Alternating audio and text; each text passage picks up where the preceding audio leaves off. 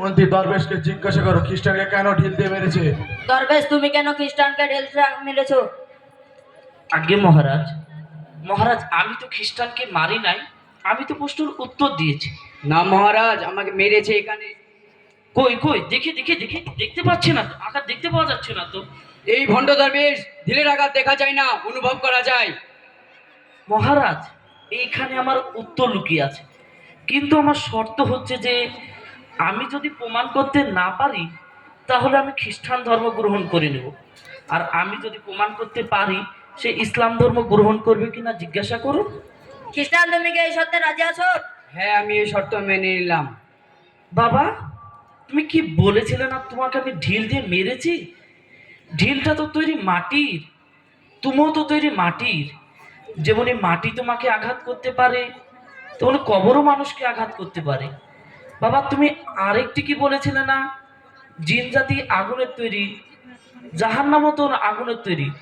আগুন আগুনকে কিভাবে সাজা দিতে পারে?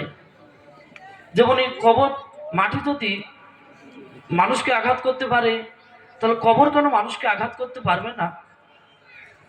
আচ্ছা বাবা, আঘাত পেয়েছে, দেখি তোমার আঘাতটি কোথায়, কই কই কই, এই তো এখানে। কই কই, দেখতে পাচ্ছি না তো, আঘাত দেখতে পাচ্ছি না। লাগছে। মহারাজ, আমরা ঢেলের আঘাত দেখতে পাচ্ছি না, কিন্তু অনুভব করতে পারছি।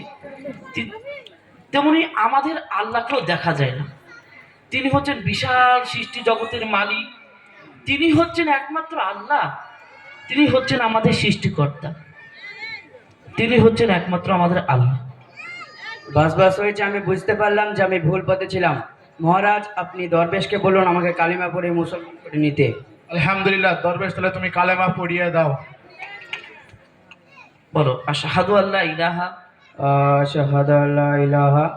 আচ্ছা বাবা, হচ্ছে না তো, ভালো করে বলো, আশহাদু আল্লাহ ইলাহা। আশহাদু আল্লা ইলাহা। আমি যেমন করে বলছি বাবা তেমনি করে বলো না। আশহাদু আল্লাহ ইলাহা আশহাদু আল্লা ইলাহা ইল্লাল্লাহু ইল্লাল্লাহু ওয়া আশহাদু আন্না ওয়া আশহাদু আন্না মুহাম্মাদান মুহাম্মাদান আবদুহু ওয়া রাসূলুহু। আবদুহু ওয়া রাসূলুহু। আমি সাক্ষ্য দিচ্ছি যে আমি সাক্ষ্য দিচ্ছি যে আল্লাহ ছাড়া আল্লাহ ছাড়া কেউ ইবাদতের যোগ্য নেই, কে ইবাদতের যোগ্য নয়, এবং হযরত মুহাম্মদ সাল্লাল্লাহু আলাইহি ওয়াসাল্লাম এবং হযরত মুহাম্মদ সাল্লাল্লাহু আলাইহি ওয়াসাল্লাম আল্লাহর রাসূল ও পয়গম্বর। আল্লাহর রাসূল ও পয়গম্বর। আমরা এই নাটকের মধ্যে দিয়ে বুঝতে পারলাম যে আল্লাহ এক এবং অদ্বিতীয়। তিনি এই বিশাল সৃষ্টির মালিক, তিনি হচ্ছেন আল্লাহ। তাই আমরা ইসলামের উপর দৃঢ় বিশ্বাস রাখি এবং আল্লাহ এবং আল্লাহর রসুলের উপর তার কথা মতো চলতে পারি। তাই বলে আমার নাটক শেষ করছি। আসসালামু আলাইকুম ওয়া রাহমাতুল্লাহি ওয়া বারাকাতুহু।